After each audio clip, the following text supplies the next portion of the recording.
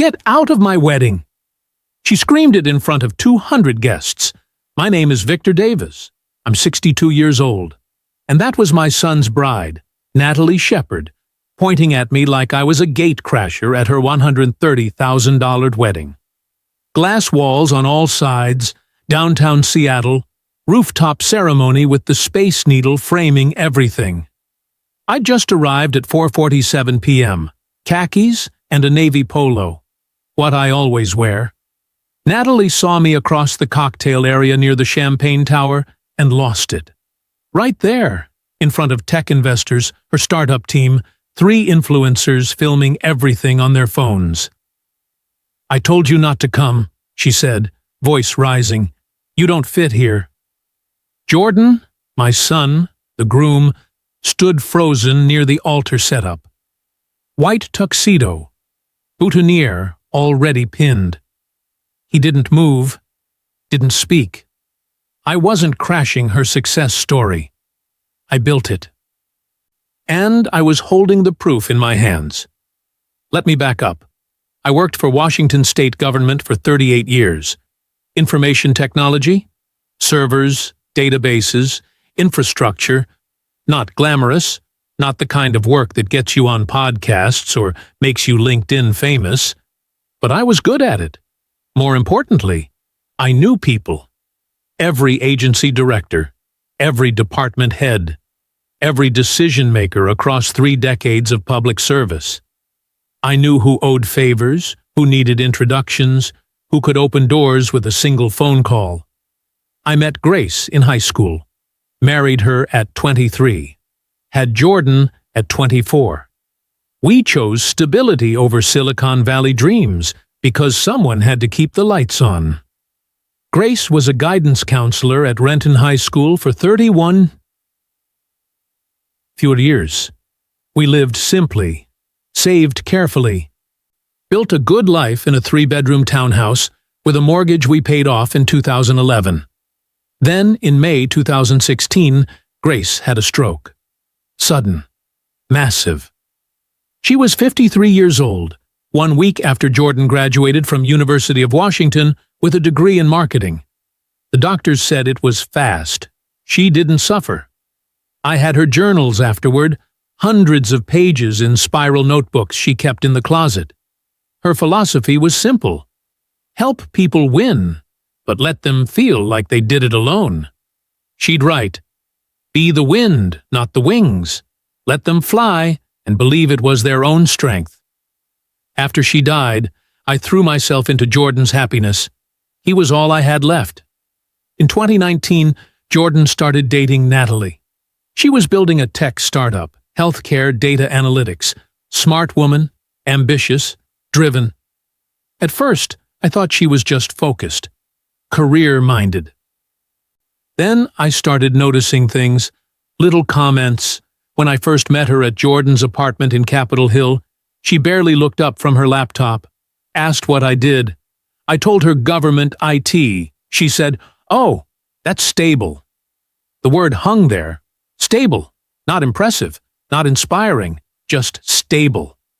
A few months later, she told Jordan, loud enough for me to hear from the kitchen, "Your dad seems sweet, but has he ever taken a risk?" Jordan laughed it off. Didn't defend me. At a family dinner in early 2023, Natalie brought 2 co-founders. She introduced me to them. "This is Jordan's dad. He's, between things right now." I was still working full-time. Wasn't between anything. She spent the meal talking about her self-made journey. Emphasized it. No handouts. No connections. Just authentic relationships and relentless hustle. I mentioned my network could help. Quiet offer. No strings. She cut me off. "I don't need legacy connections, Victor. I build authentic relationships." I went quiet. Grace's voice in my head, "Let her fly." But it got worse. 2 days before the wedding, I was sitting in my 2016 Honda CR-V outside a Target in Renton, listening to a podcast episode Natalie had done. Some entrepreneur show, Building Your Empire. I had it playing through my phone, volume low, groceries in the back seat getting warm. Natalie's voice came through the speakers. Some people are thermostats. Some are thermometers. My family sets the temperature. Jordan's family just exists in it. Pause for the host's laugh. I had to overcome really limited mindsets in my fiancé's family. Good people, don't get me wrong, but they chose safety over significance. My hands shook on the steering wheel. Grace's compass bracelet sat in my glove compartment. Simple silver chain, small brass compass charm. Grace wore it every day for 20 years. The inscription on the back read, "Find your way." I'd planned to give it to Natalie at the reception. Welcome her to the family.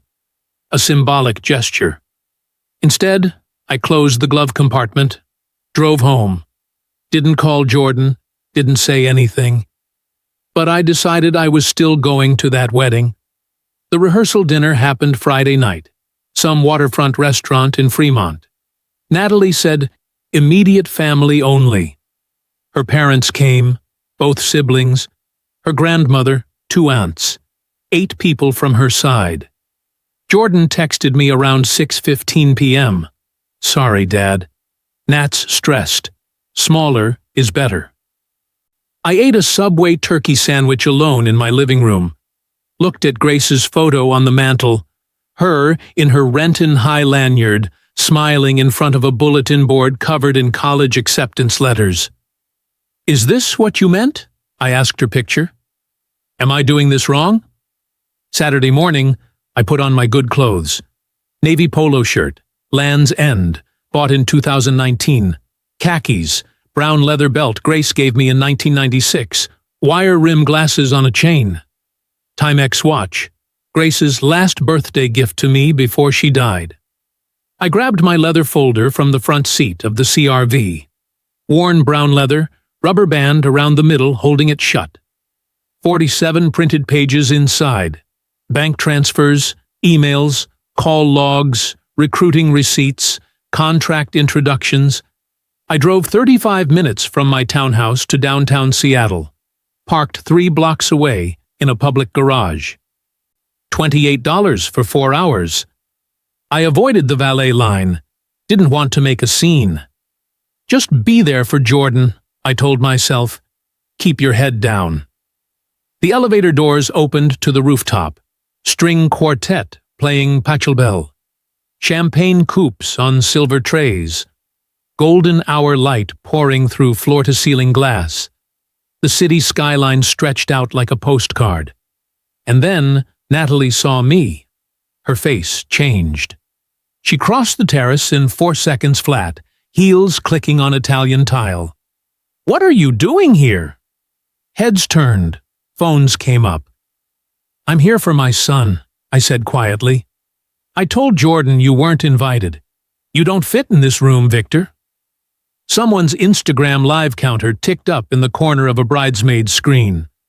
12,000 viewers. Natalie pointed toward the back. You sit in the last row, row 18. And you are not in any photos. Do you understand me? Jordan stood 20 feet away, staring, silent. I nodded, turned, walked toward row 18 in the back, leather folder tucked under my arm. Guests whispered. A groomsman looked at his phone, then at me, confused. I sat down in the cheapest chair at a $130,000 wedding. Adjusted my glasses, felt the compass bracelet in my jacket pocket. No longer a gift, just a reminder. I wasn't leaving. Not yet. Because here's what Natalie didn't know. What none of them knew.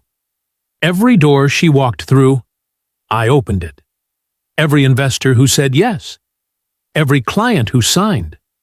Every article that made her company look legitimate. Every government contract that gave her credibility. I built that. And I could prove every single one row 18 was next to the portable bar station.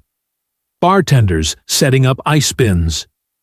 I could smell lemon wedges and hear champagne corks popping in preparation. The ceremony wasn't supposed to start for another 40 minutes. I opened the leather folder on my lap. just to feel the weight of it. Grace taught me to keep records, not because she was paranoid, because she was a guidance counselor. She dealt with transcripts, recommendation letters, scholarship applications. She'd say, "Memory fails. Paper doesn't." Every student file in her office had a paper trail. Every college acceptance we celebrated had documentation behind it. After she died, I kept the habit. Emails printed and dated. Receipts stapled to calendar entries. Call logs highlighted. Because I knew, somewhere deep in my gut, that invisible work stays invisible unless you can prove it existed. Grace believed in invisible work. Her whole career was built on it. She'd spend hours writing recommendation letters for kids nobody else believed in. She'd make phone calls to admissions officers, mentioning a student's circumstances without the student ever knowing. She'd slip $20 bills into backpacks when she knew a kid couldn't afford the SAT registration fee. I asked her once, "Don't you want credit? Don't you want them to know it was you?" We were sitting on the back patio, summer evening, Jordan away at a friend's house. She was grading personal statements with a red pen, bare feet propped on the railing. She looked at me over her reading glasses. If they knew, it would change how they see themselves. They'd think they only got in because I pulled strings. Let them believe they earned it. They did earn it. I just cleared the path. "But what about you?" I asked. She smiled. "I get to know. That's enough." That philosophy, be the wind, not the wings, became the way we lived. When Jordan got into UW, Grace had quietly called an old colleague in admissions and flagged his application for a second read after it was initially waitlisted. Jordan never knew. He thought it was his essay and his GPA. Maybe it was, but Grace made sure someone looked twice. When Jordan graduated and got his first marketing job at a mid-sized Seattle firm, I made a phone call to the CEO, someone I'd done IT infrastructure work for during a state healthcare project. Just mentioned Jordan was smart, reliable, good with people. Jordan got the interview on his own merit. But I cleared the path. That's what you do when you love someone. You build the road and let them think they walked it alone. When Grace died, I was 57 years old. Jordan was 22, newly graduated, drowning in grief. He'd lost his best friend. Grace wasn't just his mom, she was his mentor, his sounding board, the person who believed he could do anything. I didn't know how to fill that space. I'm not a talker. I fix servers and databases. I solve problems behind the scenes. So I did the only thing I knew how to do. I became the wind. Jordan struggled for a year after Grace died, quit his marketing job, tried freelancing, fell into a depression he wouldn't talk about. I didn't push. I just showed up, made sure his rent was paid when clients were slow, invited him to dinner every Sunday, kept Grace's recipes going, her lasagna, her chicken soup, her blackberry cobbler. By 2019, he was back on his feet. New job at a tech PR firm. Better pay. Confident again. And then he met Natalie. He called me on a Thursday night, voice bright, for the first time in 2 years. "Dad, I met someone." "Yeah? She's incredible. She's building a company. Healthcare data analytics. She's got this vision. She wants to fix how hospitals share patient information across systems. Save lives, Dad. Actual lives." I heard grace in his voice. That hope. "I'm happy for you, son. I think she's the one." 3 months later, I met her. Natalie Shepard, 29 years old, Stanford MBA. Worked 2 years at a health tech accelerator in San Francisco, then moved to Seattle to launch her own startup. Her pitch was good, smart, necessary work. Clear Path Analytics. The name alone told you what it did. But when I met her that first time at Jordan's apartment, I felt the temperature in the room shift when I walked in. She was polite, smiled, shook my hand, but her eyes moved past me quickly, back to her laptop screen. Jordan introduced me. "This is my dad, Victor. He's in government IT. "Oh," she said, glancing up briefly. "That's stable." "Not interesting. Not tell me more. Just stable." I let it go. Over the next year, I watched Jordan fall deeper in love. He talked about her constantly, her vision, her drive, her refusal to compromise. He admired her. I wanted to admire her too, but I kept noticing things. At Thanksgiving 2020, Natalie came to my townhouse. First time she'd been to my place. She looked around, took in the worn couch, the laminate countertops, the framed photos of Grace on the mantel, and I saw something flicker across her face. Not judgment exactly, more like confirmation. Later, helping me clear plates, she said, "Jordan told me you've been in the same job for almost 40 years. That's impressive. Loyalty like that is rare." It sounded like a compliment, but the pause before impressive told me everything. I didn't need her approval, but Jordan loved her, and if Jordan loved her, I would support her. That's when I decided. I'd be the wind. Natalie wanted to build something. She wanted to feel self-made, authentic, untainted by legacy connections or old guard favors. Fine. I could give her that feeling. I'd open the doors and let her walk through them, believing she'd knock them down herself. Not for her, for Jordan. Because if she succeeded, Jordan would be happy. And Jordan's happiness was all I had left of Grace. I started small. November 2020. Natalie posted on LinkedIn, "Hustling to close my first funding round. If you know any angel investors in healthcare or data analytics, drop their info below." 43 comments, most of them empty encouragement. "You got this. Keep grinding." I didn't comment. Instead, I called David Williams. David and I worked together in Washington State's Health and Human Services IT division from 2006 to 2014. We weren't friends, exactly, but we had history. In 2012, his infrastructure migration project failed 3 days before a federal audit. If that audit went badly, the state would have lost $4.2 million in Medicaid funding. I worked 76 hours straight, rebuilt his databases, restored the lost records, and testified to the auditors that the migration had been completed on time. David kept his job. I never mentioned it again. So when I called him in November 2020 and said, "I need a favor," he didn't hesitate. "Anything, Vic. Name it. I'm wiring you $50,000. I need you to invest it in a healthcare startup. Use your name, not mine." Silence on the line. "Vic, is this legal?" "It's my money. You're investing it as yourself. I'm just asking you not to mention me. She's my son's girlfriend. She needs a break, and I want her to feel like she earned it." "You're a better man than me," David said. On December 15, 2020, I transferred $50,000 from my retirement savings to David's account. 2 days later, David wired it to ClearPath Analytics as a seed investment. Natalie posted on LinkedIn, "Thrilled to announce our first angel investor. David Williams believes in our mission. Let's build something that saves lives." Jordan called me that night. "Dad, she did it. She got her first investor, a former state IT director." "Isn't that amazing?" "That's wonderful, son." I didn't tell him I'd paid for it. I didn't tell anyone.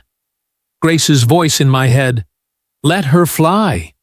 But sitting in row 18, watching Natalie greet investors and pose for photos near the altar, I wondered if Grace would have drawn a line. If there was a difference between clearing the path and being erased from it entirely. I closed the folder, felt the compass bracelet in my pocket. "Find your way," the inscription said. Maybe it was time I did. The $50,000 was just the beginning. January 2021. Natalie posted again. Hiring a CTO. Needs someone who can build scalable health data infrastructure. If you know a senior engineer looking for a mission-driven startup, send them my way. She got resumes. Plenty of them.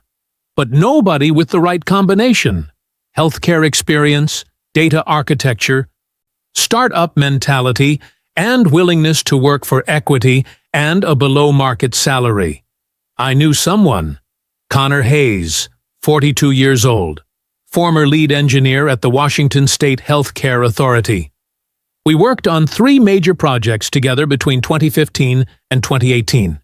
He built the backbone of the state's Medicaid eligibility database, over 2.3 million records, 0 breaches, uptime above 99.7%. Best engineer I'd ever worked with. Connor left state government in 2019, burned out and tired of bureaucracy. Last I heard, he was doing freelance contracts and thinking about joining a startup. I called him. "Victor Davis, it's been a minute." "Connor, how are you?" "Surviving. What's up?" I didn't pitch him on Natalie's company directly. That would have been too obvious. Instead, I asked if he was still looking for startup opportunities. He said yes. I mentioned I'd heard about a healthcare data analytics company in Seattle that was hiring a CTO. I didn't say it was my son's girlfriend's company. I just said, "Sounds like your kind of problem." Then I did something else. I contacted a technical recruiting firm in Bellevue, Exec Tech Partners. I'd helped them place 2 candidates in state IT roles in 2017. They owed me. I paid them $15,000 out of pocket to source and vet Connor Hayes for ClearPath Analytics. My name wasn't on any paperwork. The recruiting firm presented Connor as a candidate they'd found through their network. Natalie interviewed him in February 2021. Hired him 3 weeks later. She posted on LinkedIn. Excited to announce Connor Hayes has joined ClearPath as CTO. His expertise in healthcare data systems is exactly what we need to scale. Built the right team. And the mission takes care of itself. Jordan called me. "Dad, Natalie found an incredible CTO. This guy built systems for the state. She said he's the missing piece." "That's great, son." Connor signed an offer letter worth $110,000 salary plus 8% equity. He had no idea I'd paid to put him in front of her. I kept the receipt, stapled it to my calendar entry for February 14, 2021. By spring, Natalie had an investor and a CTO. But she didn't have revenue. No customers meant no traction. No traction meant no Series A funding. The company was running on fumes. That's when I made the calls. I spent 38 years in Washington State IT. I knew every major hospital system, every regional clinic network, every healthcare administrator who controlled procurement budgets. I didn't need to beg. I just needed to remind people I existed. March 2021. I called Dr. Patricia Moore, Chief Medical Officer at Evergreen Health in Kirkland. We worked together on an electronic health records migration in 2014. I'd saved her department 6 weeks of downtime and about $340,000 in consulting fees when the original vendor bailed. "Victor, it's been years. How are you?" "Good, Patricia. Listen, I'm calling because I know you're still dealing with interoperability issues between your hospital and the state Medicaid system." She groaned. "Don't remind me. It's a nightmare." There's a local startup working on that exact problem. ClearPath Analytics. Small team, healthcare focused, led by someone sharp. They've got a former state engineer as CTO. You trust them? I wouldn't be calling if I didn't. 2 weeks later, Evergreen Health signed a $150,000 pilot contract with ClearPath Analytics. Natalie posted a celebration photo. First client. Evergreen Health believes in what we're building. Revenue, traction, momentum. Let's go. Jordan was ecstatic. Dad, she landed a hospital. A real contract. She's doing great, I said. I made 2 more calls. James Anderson, Deputy Director at the Washington State Health Care Authority. We worked together for 11 years. I wrote him a short email in April 2021 mentioning ClearPath's work and suggesting his team take a meeting. No pressure, just a recommendation. He replied, "Victor, if you're vouching for them, I'll take a look." The Health Care Authority signed a $180,000 contract in June. Susan Taylor, VP of Operations at Regional Medical Group, a network of clinics across King and Pierce counties. I'd helped her department navigate a data breach in 2016, testifying to auditors, rebuilding trust with patients, handling the technical forensics. She owed me. I called her in May. Same approach. Mentioned ClearPath, mentioned the problem they were solving. She agreed to a meeting. Regional Medical Group signed a $90,000 contract in July. By summer 2021, ClearPath Analytics had $420,000 in revenue. Natalie's LinkedIn was full of wins. Investors were taking notice. Jordan was proud. Natalie never asked how she got the meetings. She assumed it was her pitch deck, her networking, her hustle. I let her assume. But I kept every email, every calendar note, every record of the introductions I made. Then came the press.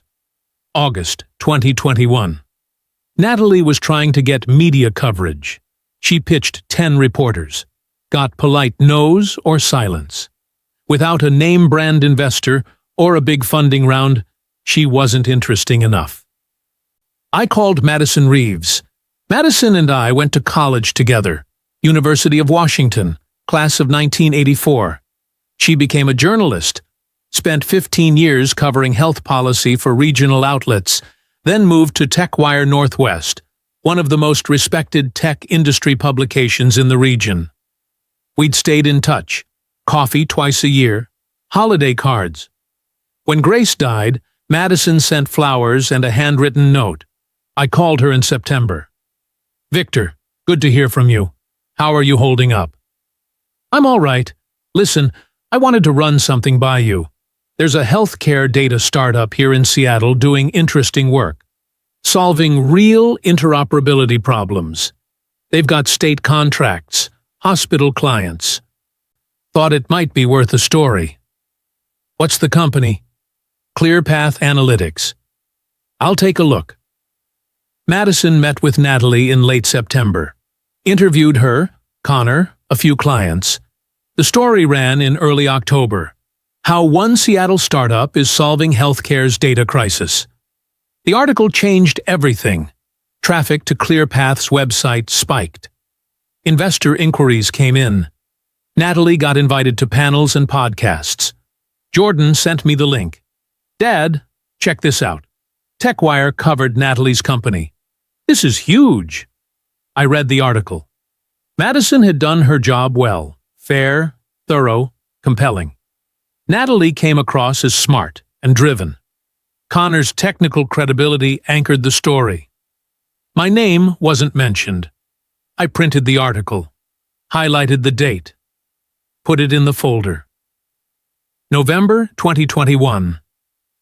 Natalie announced on LinkedIn, "Excited to share that ClearPath Analytics has been selected for 2 government pilot programs with the Washington State Department of Health. Total contract value, $290,000. I knew those contracts. I'd seen the RFP before it went public. I'd made a quiet recommendation to the program director, someone I'd worked with for a decade. Didn't tell him to pick ClearPath, just said they were worth considering. He considered them. They won. By the end of 2021, ClearPath Analytics had $50,000 in seed funding, my retirement savings via David, a CTO, Connor, hired through a recruiter I paid $15,000, $420,000 in client revenue, 3 contracts I facilitated. A major media feature, Madison, my college friend, $290,000 in government contracts, introductions I made, total I spent or facilitated, $775,000 in value. Out of pocket, $65,000. Natalie's narrative, self-made, no handouts, authentic relationships, relentless hustle. I didn't correct her. Jordan was happy. That was the point. But every time Natalie posted about being self-made, something tightened in my chest. Every time she implied that people like me, people who chose stability over risk, were somehow less than, I felt Grace's voice getting quieter and my own getting louder. 2 days before the wedding, I listened to that podcast in my car. Heard her call me a thermometer. Heard her say I chose safety over significance. I sat there in the Target parking lot, hands shaking, groceries getting warm. I opened the glove compartment, pulled out Grace's compass bracelet. Find your way. I wasn't sure what that meant anymore. Was I the wind, or was I just invisible? I drove home, printed one more document, a timeline of every dollar, every introduction, every call, every receipt. 47 pages. I put them in the leather folder, snapped the rubber band around it, and I decided I was going to that wedding.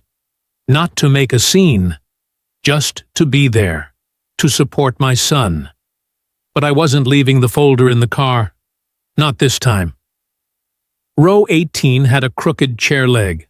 It rocked slightly when I shifted my weight. Nobody had tested the cheap seats. The cocktail hour was ending.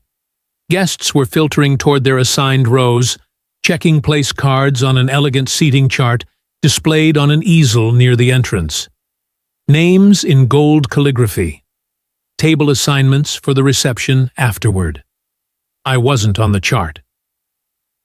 Natalie had made sure of that. I watched the parking lot below through the glass wall. Teslas, BMWs, a Porsche Cayenne, 2 Maseratis. My 2016 CR-V was 3 blocks away in a public garage, parked between a Subaru with a dented bumper and a work van. I fit right in down there. A server approached my row with a tray of champagne flutes, slowed when she saw me, hesitated, then moved on to the rows in front. I didn't take it personally. I wasn't part of the aesthetic. The guests were settling now, front rows filling up fast, Natalie's side on the left, Jordan's side on the right, except Jordan's side was mostly Natalie's people too, her investors, her team, her Stanford friends. A few of Jordan's college buddies were scattered in the middle rows, looking uncomfortable in rented suits. I recognized some faces from LinkedIn posts. The woman in the cream-colored dress 3 rows ahead, venture capitalist, based in San Francisco. The man in the navy blazer adjusting his Apple Watch, chief operating officer at a health tech unicorn. A bridesmaid, filming everything on her phone, angle shifting to capture the skyline. The Instagram Live icon glowed in the corner of her screen. Viewer count, 11,842. People were watching. I felt the leather folder on my lap, ran my thumb over the worn corner. 47 pages, proof of everything. But what was I supposed to do with it? Stand up and shout? Make a scene at my son's wedding? You already made the scene by showing up, I thought. I glanced toward the front.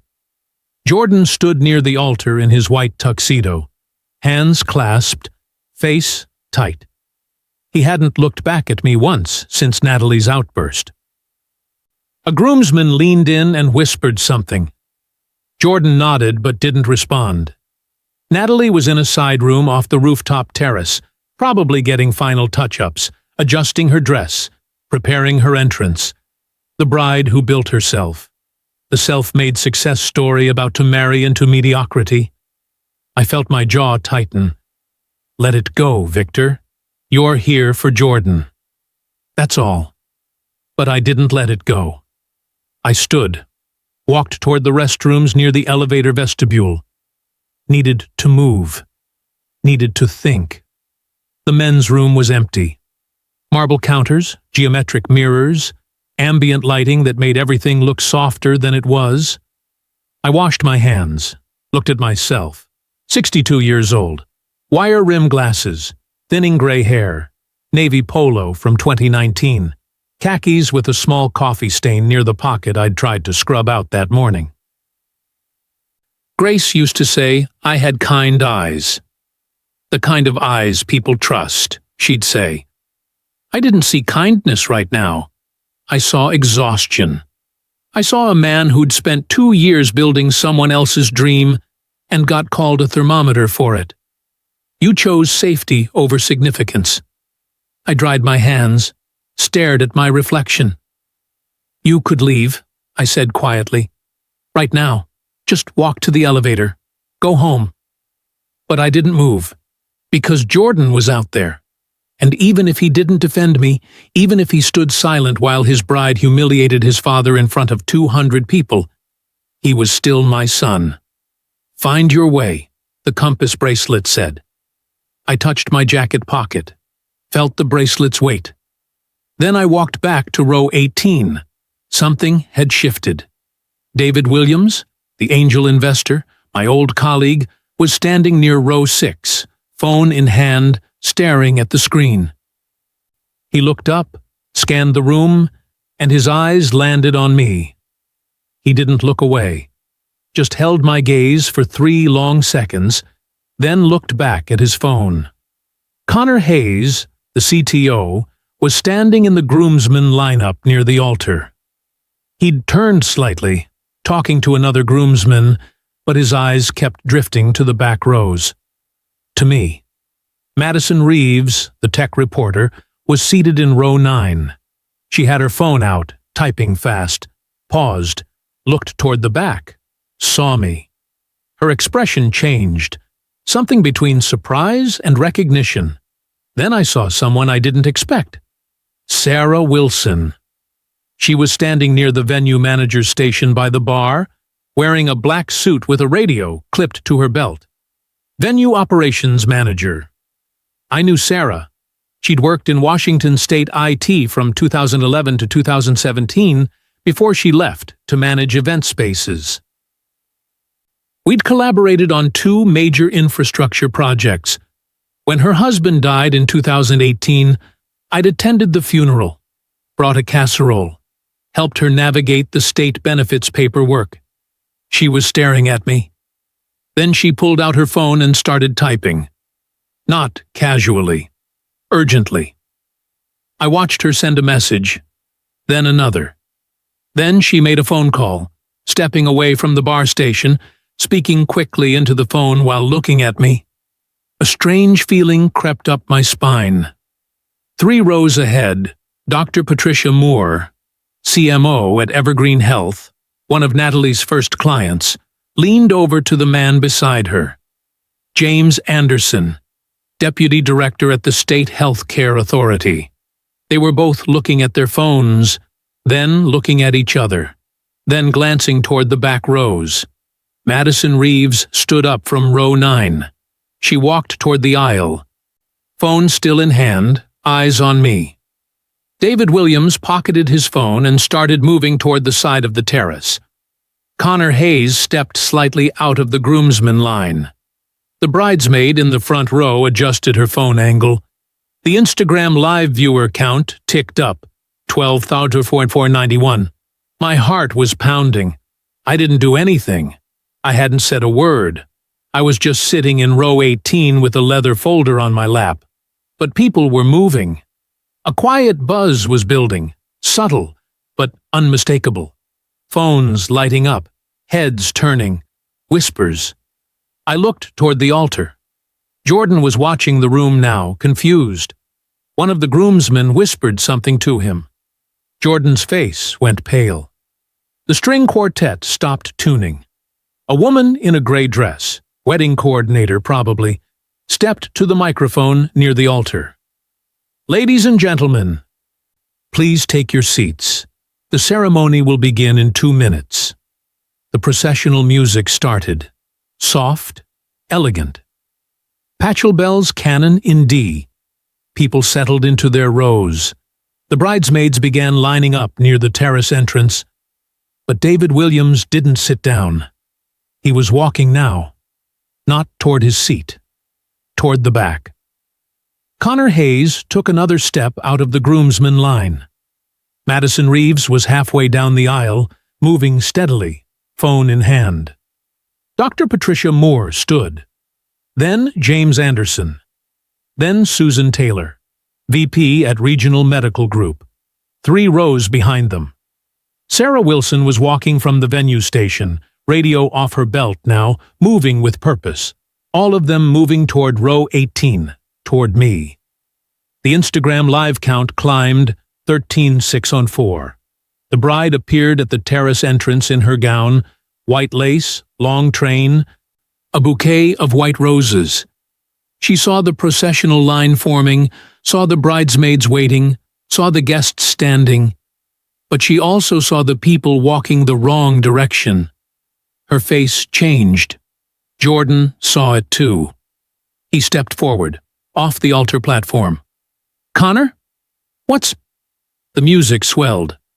And Connor Hayes, the CTO of ClearPath Analytics, the man Natalie hired as her missing piece, walked all the way to the back of the terrace. He stopped in front of row 18. He looked at me. Then he turned to face the room, and he started talking. Connor's voice carried. Deep, calm, engineer steady. "I need to say something before this ceremony continues." The music faltered. The violinist looked at the coordinator. The coordinator looked at Natalie. Natalie's face went rigid. Connor raised his phone. "My name is Connor Hayes. I'm the CTO of ClearPath Analytics. Most of you know that. What you don't know is how I got hired." Silence. 200 people stopped moving. Connor turned his phone screen toward the room. "In January 2021, a recruiting firm called Exec Tech Partners contacted me about a healthcare data startup in Seattle. They said they'd been retained to find a senior engineer with government healthcare experience. They made it sound like I was one of several candidates they were vetting." He swiped his phone, held up a screenshot. "This is the invoice. Exec Tech Partners was paid $15,000 on February 3, 2021 to source and recruit a CTO for ClearPath Analytics. The payment didn't come from the company. The company didn't have that kind of cash." He turned and pointed to me. "It came from Victor Davis."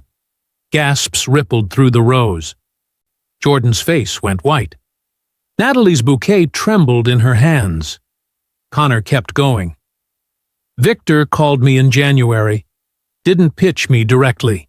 Just asked if I was still looking for startup opportunities. Mentioned he'd heard about a healthcare analytics company in Seattle. Said it sounded like my kind of problem. I thought it was a friendly tip.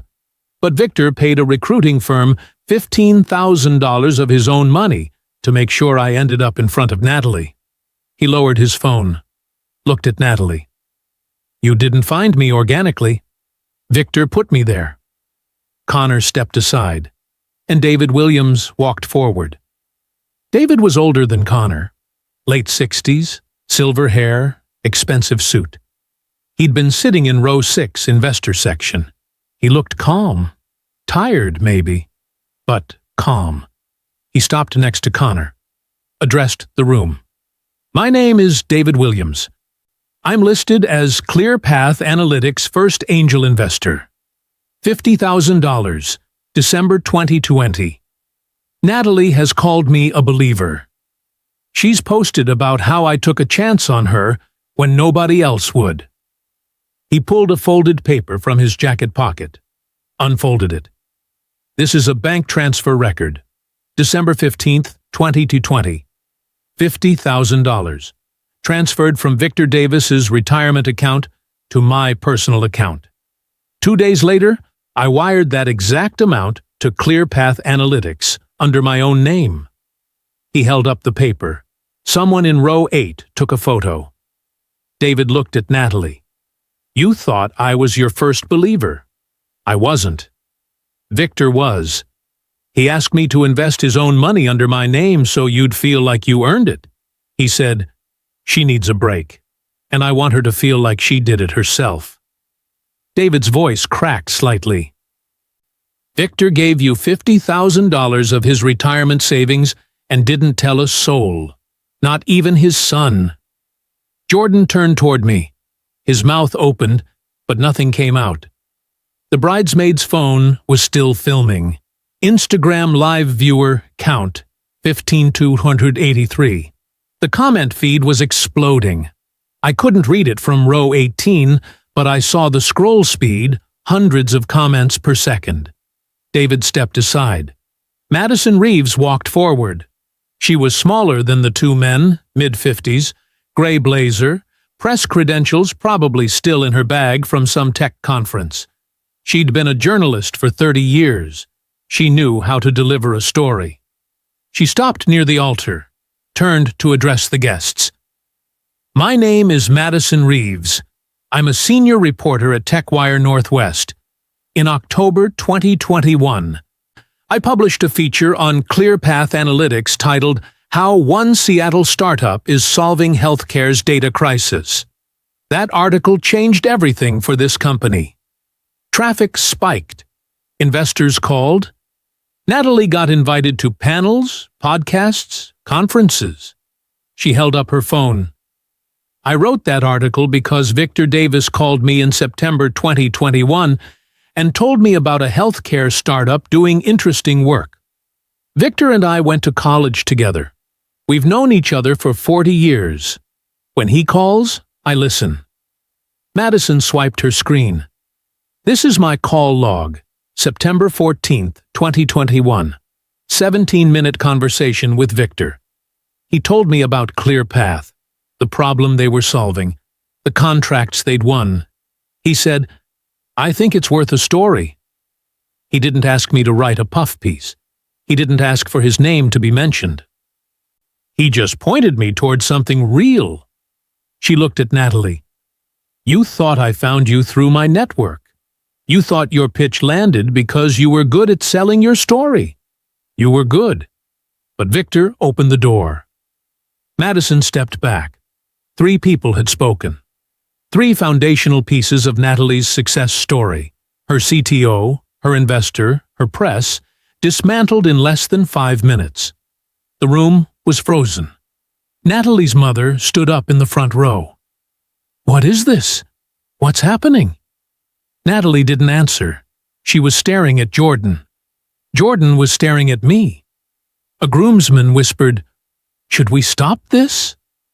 The wedding coordinator looked at Sarah Wilson, the venue manager. Sarah shook her head.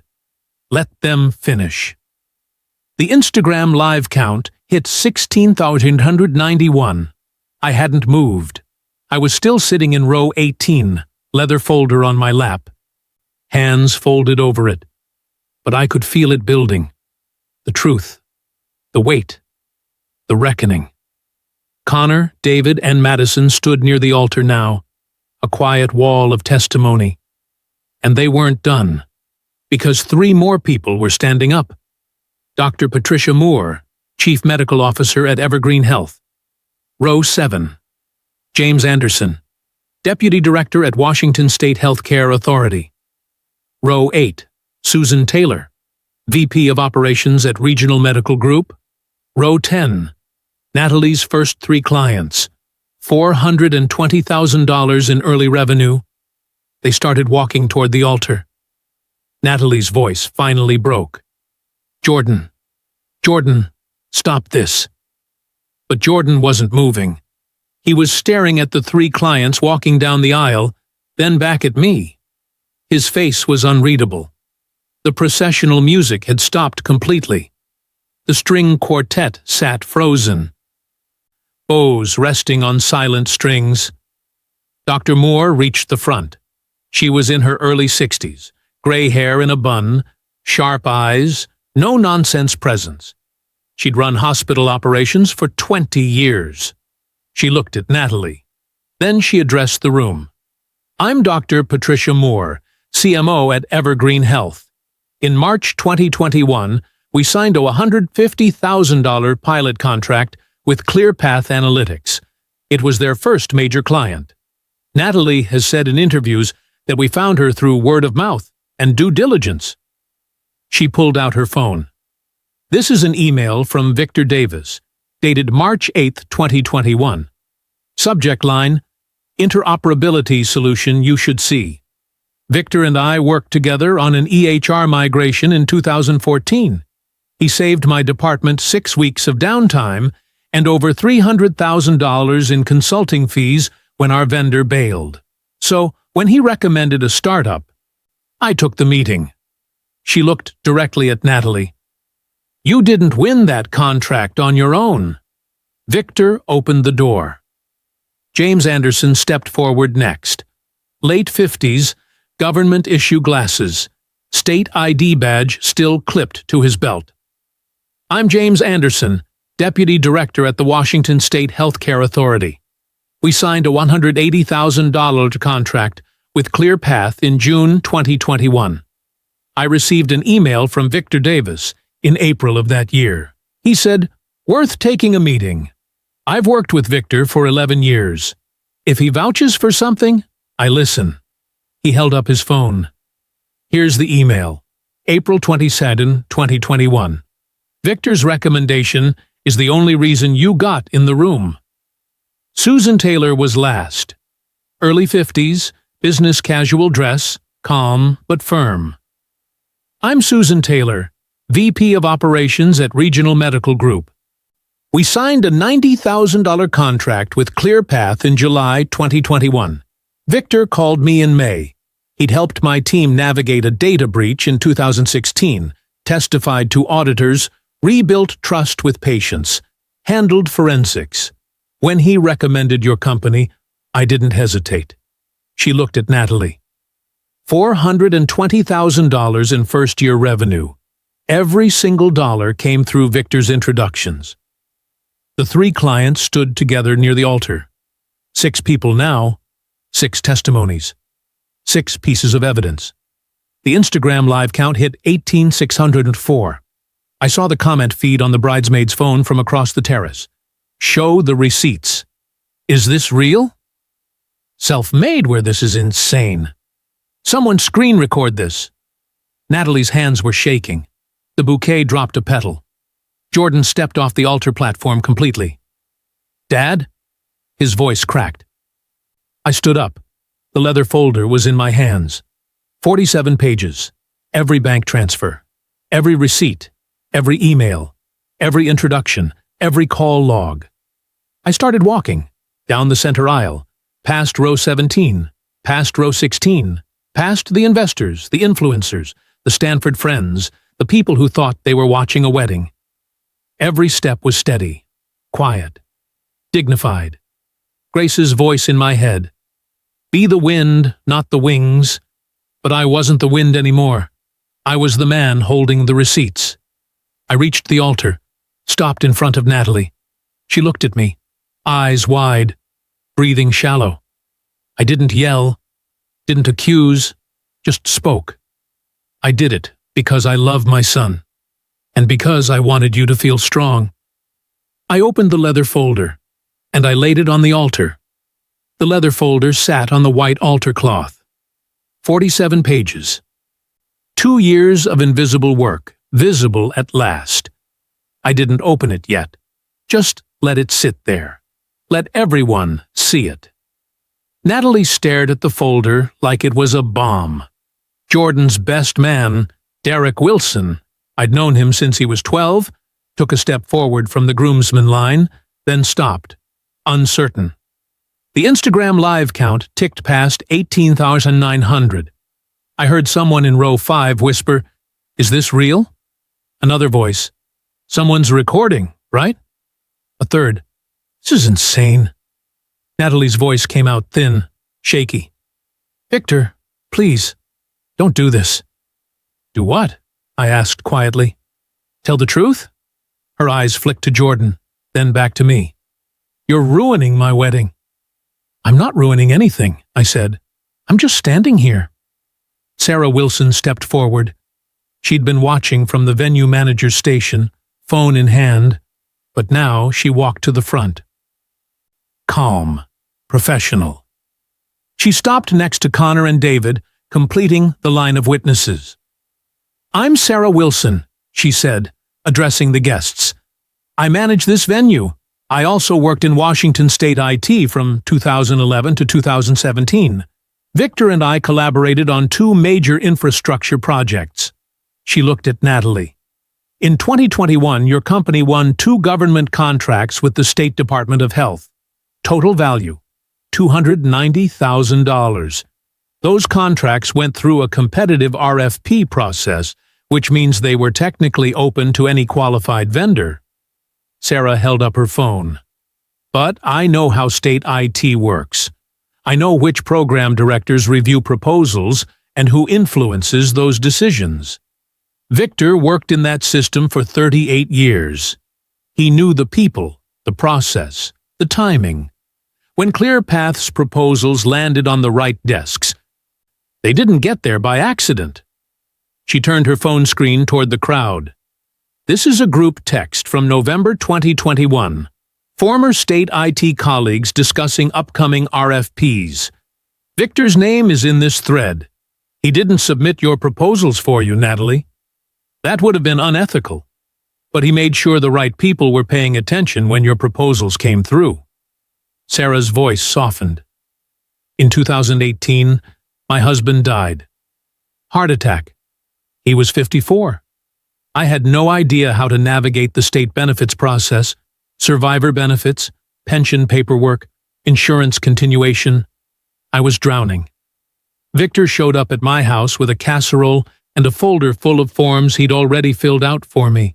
He walked me through every step, spent 4 hours on a Saturday helping me file paperwork. Her eyes glistened. He didn't ask for anything. Didn't expect thanks, just said, Grace would have wanted me to help. She looked at Natalie. That's who Victor is. He helps people. He opens doors. He clears paths. And you called him insignificant. Sarah stepped back. 7 people now, 7 testimonies, the CTO, the investor, the reporter, 3 major clients, and the venue manager. All of them standing near the altar. All of them facing Natalie. The room was silent except for the wind against the glass walls. I reached for the leather folder, opened it slowly. The first document.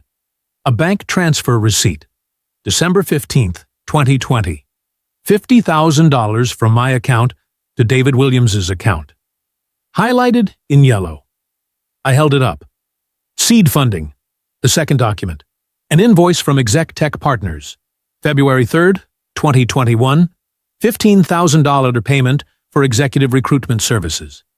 Highlighted in green. I held it up. Your CTO. Third document. An email thread between me and Dr. Patricia Moore. March 8th, 2021. Subject, interoperability solution you should see. Her reply, Victor, if you're recommending them, I'll take the meeting. I held it up. Your first client. Fourth, an email to James Anderson. April 22nd, 2021. One line, worth taking a meeting. His reply, I trust your judgment. Your second client. Fifth, a call log with Susan Taylor's number. May 19th, 2021. 17 minutes. Your third client. Sixth, a call log with Madison Reeves. September 14th, 2021. 17 minutes. Your press. Seventh, a printout of internal state RFP distribution notes from November 2021. Victor Davis listed as a reference contact. Your government contracts. I stacked each document on the altar as I named it, one by one, slowly, deliberately. When I finished, there was a stack of paper 6 inches high. I placed my hand on top of it. 47 pages, I said. Every dollar I spent, every call I made, every door I opened, every person I asked for a favor. I looked at Natalie. I did it because I love my son. And because I believed in what you were building, I wanted you to feel strong, to feel capable, to believe you did it on your own. My voice stayed even, steady. Grace used to say, "Be the wind, not the wings. Help people fly, but let them think they did it themselves. That's how I've lived my whole life. That's what I did for you." I paused, let the silence sit. "But you didn't just ignore the wind, Natalie. You spit on it." Her face crumpled. I picked up the stack of documents, held them in both hands. "You called me stable. You said I was between things when I was still working full-time. You said I chose safety over significance. You told 200,000 podcast listeners that I had a limited mindset. You excluded me from your rehearsal dinner. You screamed at me in front of 200 guests and told me I didn't belong." I took a breath. "I built your company. Not alone. You worked hard, Natalie. You're smart. You're driven. But every major break you got, I engineered it. And I didn't ask for credit. I didn't ask for thanks. I just wanted my son to be happy." Jordan made a sound, half gasp, half sob. I turned to him. "I'm sorry, son. I should have told you. But I didn't want you to think she only succeeded because of me. I wanted you to be proud of her." Jordan's face was red, eyes wet. "Dad," Natalie grabbed his arm. "Jordan, he's lying. He's trying to ruin this. He's—" "Stop." Jordan pulled his arm away. His voice cracked. "Just stop." He looked at Connor. "Is it true? The recruiter fee?" Connor nodded. 15,000. I saw the invoice 2 weeks ago when I was reviewing company expenses. I didn't understand it at the time. We hadn't hired a recruiter, but the payment was there. I asked Natalie about it. She didn't know. Jordan looked at David. "The 50,000? David held up the transfer receipt. "Victor's retirement account. I have the bank statements." Jordan turned to Dr. Moore. "The contracts?" Dr. Moore's voice was gentle. "Your father made the introduction, Jordan. I'm sorry." Jordan's legs seemed to give out slightly. He sat down on the edge of the altar platform, head in his hands. Natalie's mother stood up from the front row. "This is outrageous. You can't just—" "Mom, sit down." Natalie's voice was barely a whisper. Her mother sat. The bridesmaids stood frozen near the terrace entrance, bouquets hanging limp. One of Natalie's Stanford friends stood up from row 3. "A venture capitalist, I think." She grabbed her purse, whispered to the man next to her. They both walked toward the elevator. Quickly, quietly. Bad optics. Another investor stood, then another. The Instagram live count hit 19 to 247. The comment feed was a blur. "Holy shit. Self-made is dead. The receipts don't lie. This man is a legend." She really tried to erase him. Natalie saw the investors leaving. Panic flashed across her face. "Wait, please, this isn't—" But they didn't wait. Connor Hayes stepped forward. He looked at Natalie, then at Jordan. "I can't do this," Connor said quietly. Natalie's head snapped toward him. "What?" "I can't be CTO of a company built on a lie." Connor's voice was calm, sad even. "Victor paid to put me in this role. You told the press, told investors, told everyone that you built authentic relationships. But it wasn't authentic.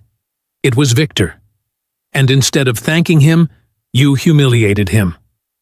Connor looked at me. "I'm sorry, Victor. I didn't know." "I know," I said. Connor turned back to Natalie. "I resign. Effective immediately." He took off his boutonniere, set it on the altar next to my stack of documents, and he walked toward the elevator. Natalie's voice rose, shrill. "Connor, you can't. You signed a contract." "Sue me," he said without turning around. David Williams stepped forward next. "I'm withdrawing my investment. I'll work with the lawyers on the terms. but I want out." Dr. Patricia Moore cleared her throat. "Evergreen Health will be conducting a contract review.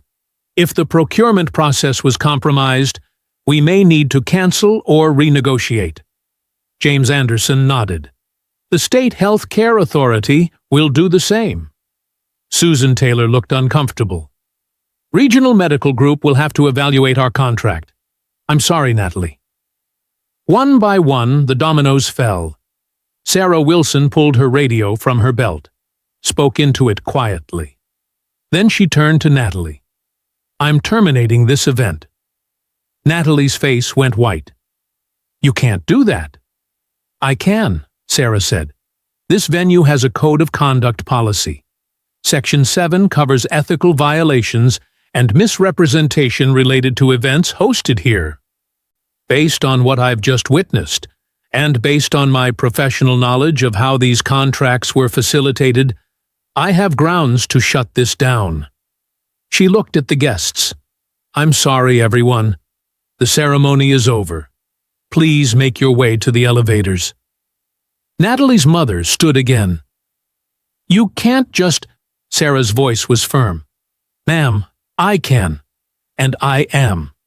The string quartet packed up their instruments. The wedding coordinator spoke into her headset, telling the catering team to stop prep. Guests began standing, murmuring, phones out, recording, texting, calling. The bridesmaids looked at each other. One of them started crying. Jordan still sat on the altar platform, head in his hands, and Natalie stood alone in her white dress, bouquet on the ground, her self-made empire collapsing in real time. The Instagram live viewer count hit 19,512. Then the stream cut out.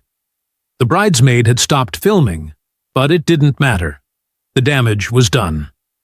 I walked back to row 18, picked up my jacket, folded the leather folder under my arm. Around me, 200 guests were filing toward the elevators. Murmurs, gasps, a few people staring at me, some with shock, some with something that looked like respect. I didn't want respect. I just wanted to leave. But as I walked toward the elevator vestibule, people started stepping into my path. Connor Hayes was waiting near the bar station. He put his hand on my shoulder. "Victor, I mean it. I didn't know." "I know, Connor. You should have told me. I would have thanked you. Publicly. I didn't need thanks. But you deserved it." His voice was firm. "I'm serious about resigning. I can't work for someone who treats people like that." He handed me a business card. "When you're ready, let's get coffee. I owe you." David Williams was next. He stood by the elevators, holding the door open for an older couple, then turned to me. "Vic, I'm sorry. I should have insisted on telling her the truth from the start. I asked you not to. I know, but I should have pushed back." David looked tired. "For what it's worth, you're a better man than most." "I'm just a father." David smiled sadly. "Yeah, you are." Madison Reeves approached next, notebook in hand. Old habits. "Victor, can I ask you something?" "Off the record?" She lowered the notebook. "Why didn't you say anything sooner?" "Because I didn't want Jordan to think his happiness was bought." Madison studied me for a long moment. Then she nodded. "I'm writing about this. Not for spectacle, for the principle. People need to know how much invisible work props up the so-called self-made." "Do what you think is right," I said. "I will." She squeezed my arm. "Grace would be proud of you." I wasn't sure about that, but I nodded anyway.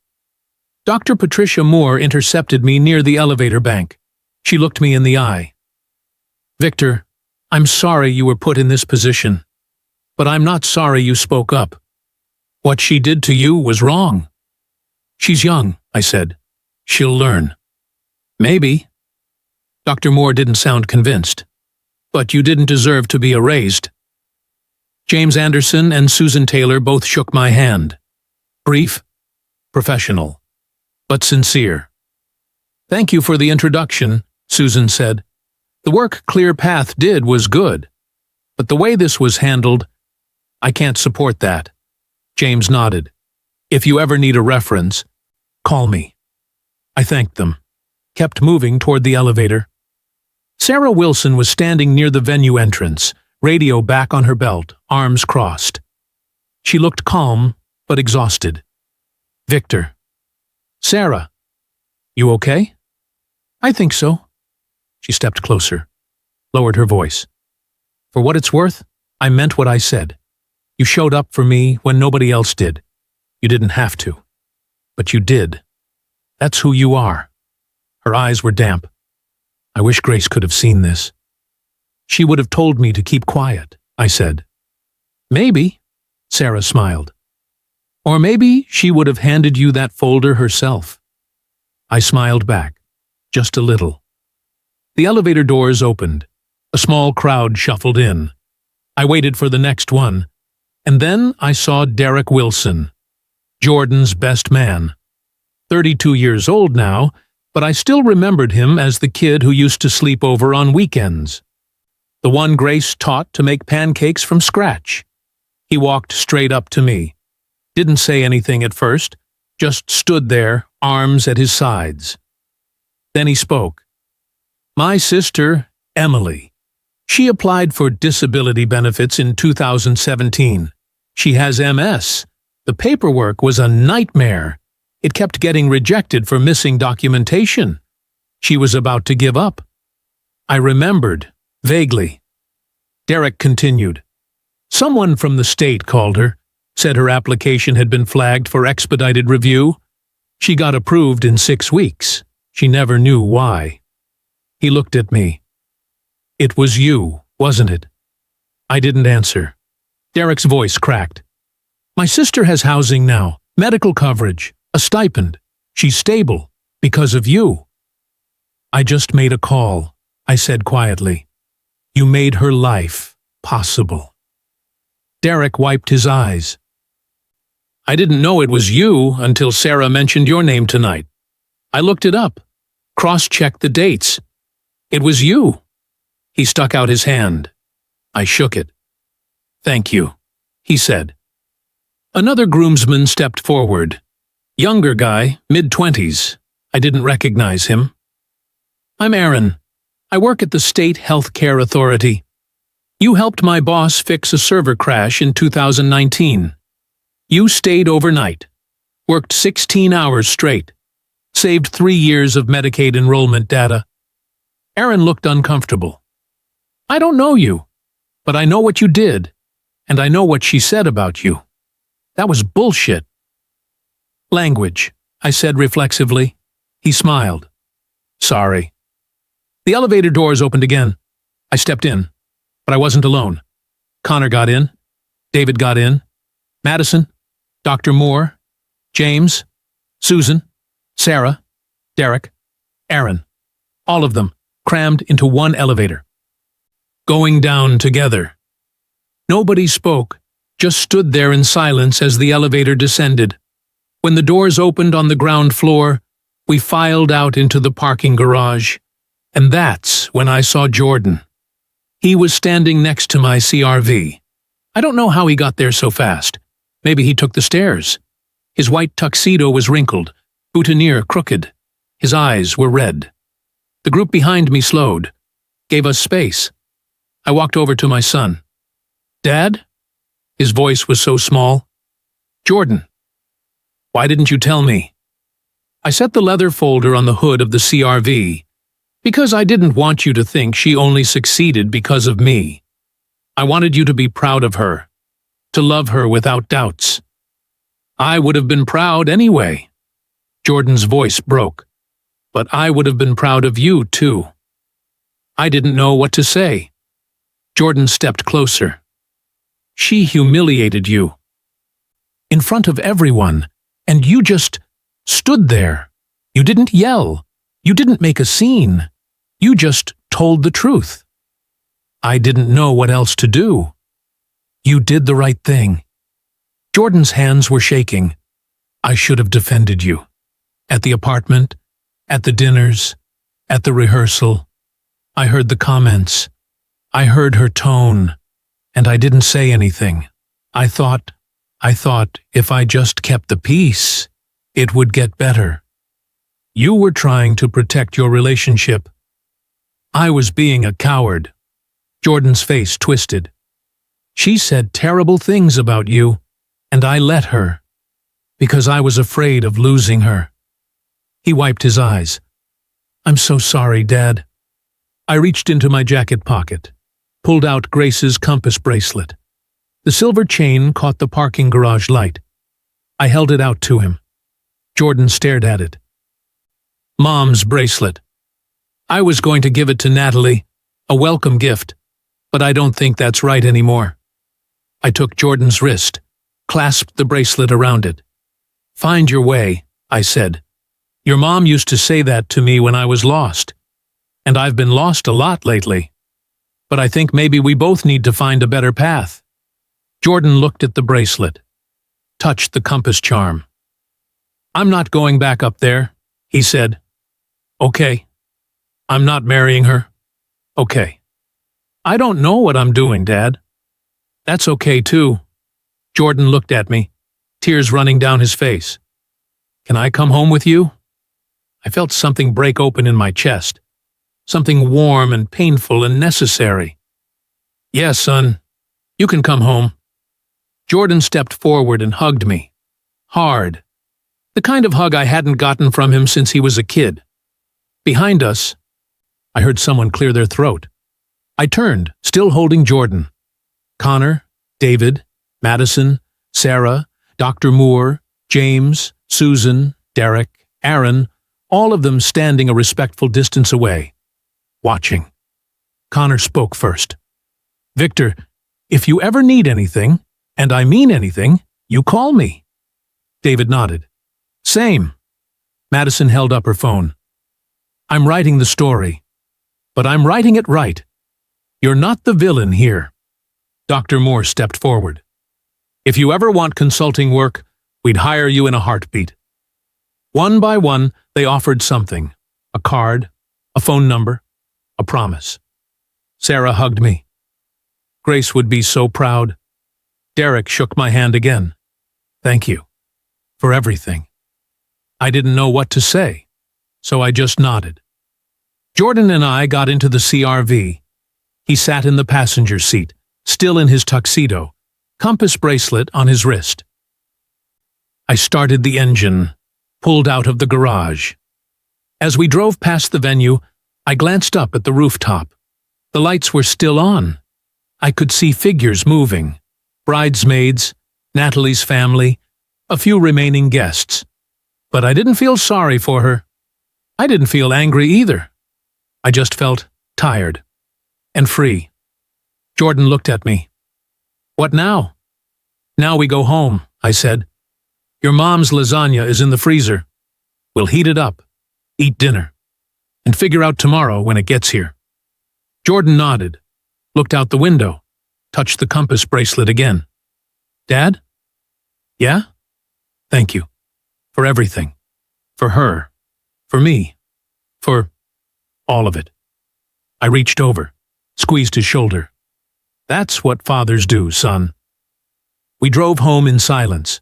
But it wasn't the heavy silence from before. It was the kind of silence that meant we'd both survived something. Together. And for the first time in 2 years, I felt like maybe Grace's voice was right. Be the wind, not the wings. But don't let anyone pretend the wind doesn't exist. I didn't get revenge. I got my dignity. And I got my son. Madison's article went live 3 days after the wedding.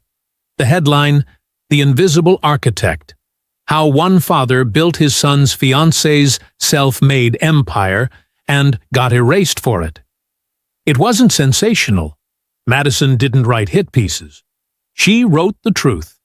She interviewed Connor, David, Dr. Moore, James, Susan, and Sarah. She verified every receipt, every email, every bank transfer. She quoted Natalie's podcast episode. the thermometer line, the limited mindsets line, and let the contrast speak for itself. The article was picked up by TechCrunch, then Forbes, then the New York Times business section. By the end of the week, Invisible Architect was trending on 3 platforms. The comments sections split into 2 camps. Half the internet called me a hero. The other half said I was controlling, manipulative, that I should have told the truth from the start. I didn't read most of it. Jordan did, though. He'd scroll through threads at my kitchen table, face tight, then close his laptop and shake his head. "They don't know you," he'd say. "They don't need to."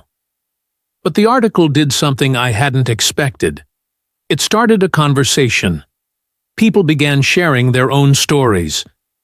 The single mother whose co-worker quietly covered her shifts so she could finish nursing school.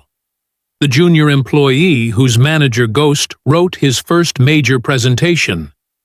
The small business owner whose brother-in-law forgave $40,000 in loans and never mentioned it again.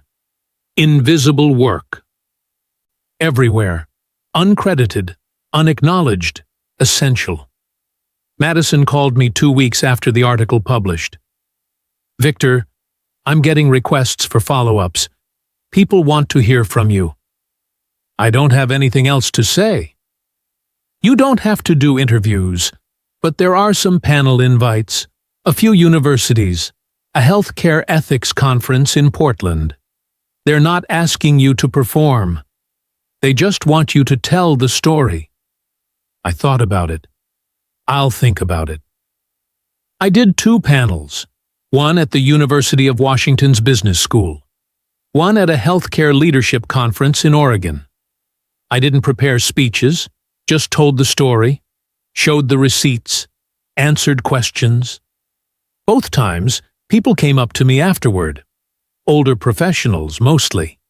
People who'd spent careers opening doors, making calls, clearing paths.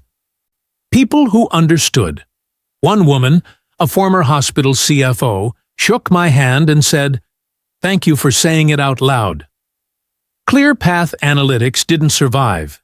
Connor's resignation was the first domino. David's withdrawal of investment was the second. Evergreen Health suspended their contract pending review. The State Health Care Authority did the same. Regional Medical Group canceled outright. By October, ClearPath had lost 60% of its revenue. The Series B funding round Natalie had been preparing, $3.2 million from a venture firm in San Francisco, was quietly shelved. Investors didn't want the optics. Too messy, too much reputational risk. By December, ClearPath's headcount dropped from 14 to 6. In January, Natalie stepped down as CEO. She released a brief statement on LinkedIn. "After much reflection, I've decided to step back from ClearPath to focus on personal growth and accountability. I'm grateful for the lessons learned and the people who supported me." She didn't mention me, didn't apologize, just moved on. Her social media went quiet after that. No more posts about hustle, no more entrepreneur podcasts. I didn't follow her, didn't need to. Jordan told me she moved to Portland, took a job at a health tech consulting firm. Something stable? Quiet? "Do you think she learned anything?" Jordan asked me one night over dinner. "I don't know," I said. "I hope so." I hope so too. Jordan stayed with me for 2 months after the wedding, slept in his old room, helped me clean out the garage. We didn't talk about Natalie much. Mostly we just coexisted. Watched Mariners games, cooked Grace's recipes, sat on the back patio in the evenings, not saying much. In November, he started seeing a therapist. He didn't tell me at first. I found out when I saw the appointment reminder on his phone. "You don't have to hide that from me," I said. I wasn't hiding it. I just didn't know how to bring it up. "I'm glad you're going," he nodded. "Me too." By December, he'd moved into his own apartment in Fremont. Small one-bedroom, close to his job. But he came over for dinner every Sunday. It became our thing. Sunday dinners, Grace's recipes. Sometimes Derek joined us, sometimes Connor. Once, Madison came and brought wine. Jordan started dating again in February. Someone from his office, a project coordinator named Rachel. She was kind, soft-spoken. When he brought her to Sunday dinner in March, she asked about Grace, asked to see photos, listened. After dinner, I saw Grace's compass bracelet on Jordan's wrist when he reached for his coat. Rachel noticed it too. "That's beautiful." "It was my mom's," Jordan said quietly. "My dad gave it to me." "What's it say?" Jordan turned it over, showed her the inscription. "Find your way." Rachel smiled. "That's perfect." Jordan looked at me.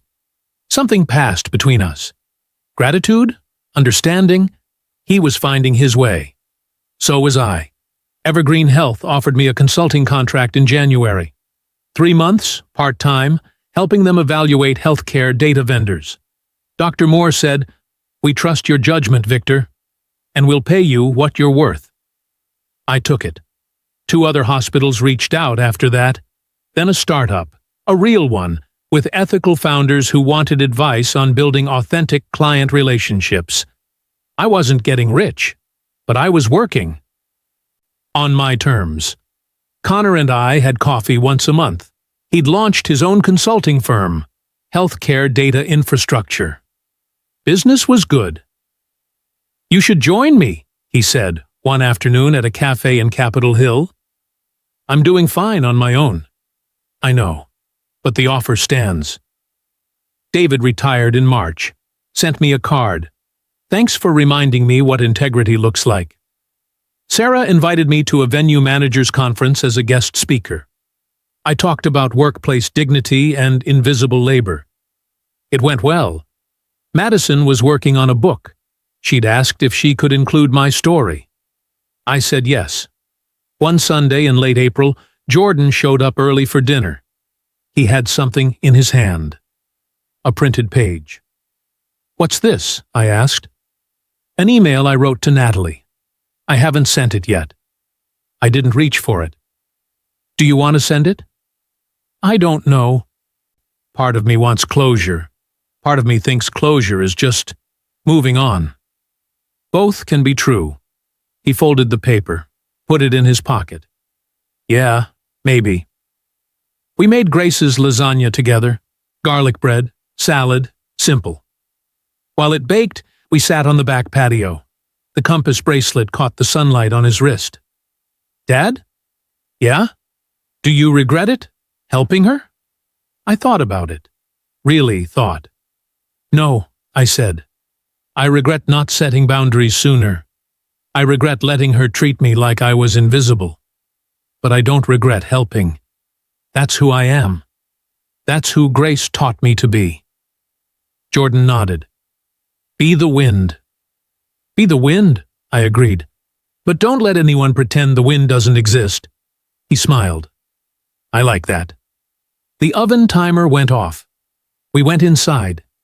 X months after the wedding that never was, I'm 63 years old.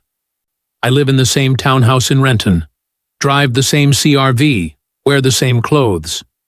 But something's different. I'm not invisible anymore. Not to the people who matter.